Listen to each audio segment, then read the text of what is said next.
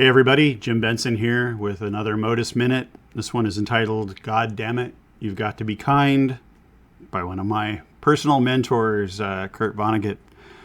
And in the office, we create a lot of opportunities for people to be unkind.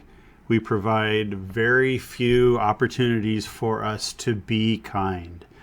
Understanding our processes, what we're building, what the other people around us need, a whole bunch of ways that we have in our arsenal, if you will, to help people be kind, to give them the space to be kind.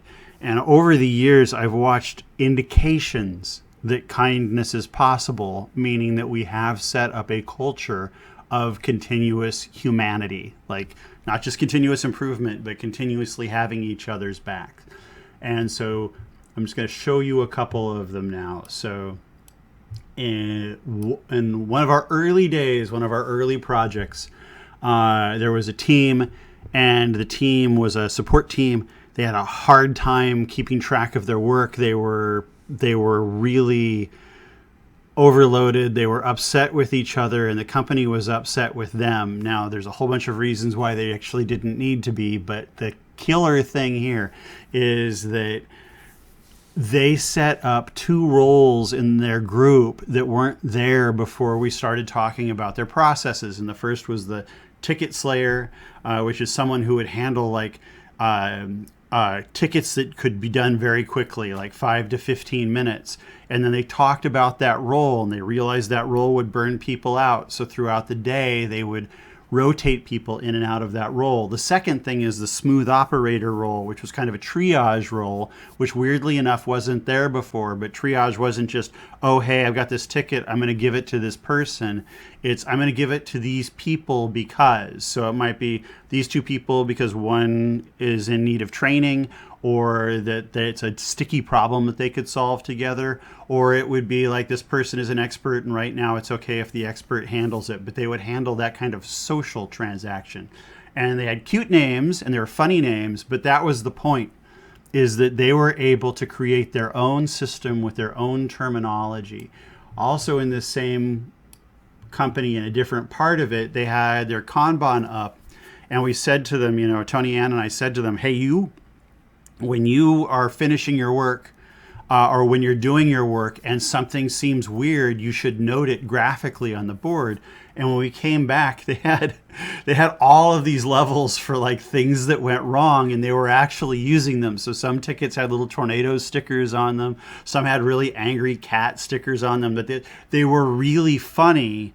And they helped people cope with the fact that they were dealing with some really hard stuff in their work. And at the same time respected the fact that the hard stuff was there. So you respected the hard stuff, but you actually made it easier to live with. You were able to visualize it, you were able to see it, you were able to dispel the fear that was around it. And then the last one, which we talk about rather often, is when you're planning your work and you're saying, these are so many story points, or this is this level of priority or something, often that's less important than how you feel inside about the work. That your emotions about the work that are coming up are often indicative of hidden complexity in the work. So the more scared you are of something, it's possible that it is more complex. So what they do is they divide their work up into 4 sections. Is it a kitten where it doesn't scare me at all? Is it a crocodile where it's like, hey, that's kind of scary? Is it a zombie where it's like, that's really scary? Or is it a zombie crocodile, which is like, that's the scariest thing ever?